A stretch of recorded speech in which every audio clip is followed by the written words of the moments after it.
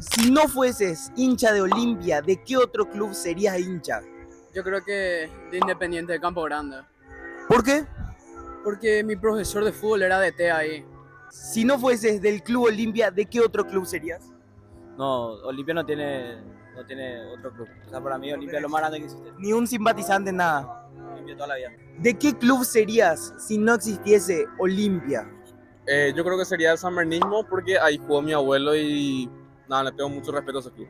¿De qué club serías si no fueses de Olimpia? River Plate y el Quelito. Si usted no fuese hincha de Olimpia, ¿de qué otro club sería? Aquí de Paraguay Sí, sí, sí. y sería de Libertad, ¿Por qué eso? porque ahí jugué 12 años básquetbol. Sí. Profesional, sí. Fue jugador de básquet. Soy jugador de básquetbol, sí. ¿De qué club serías si no fueses del club Olimpia? Y de Rosario Central, porque el club de mi papá, pues él nació allá en Rosario, en Argentina. ¿De qué club serías si no fueses de Olimpia? De Libertad. ¿De qué club serías si no fueses del club Olimpia?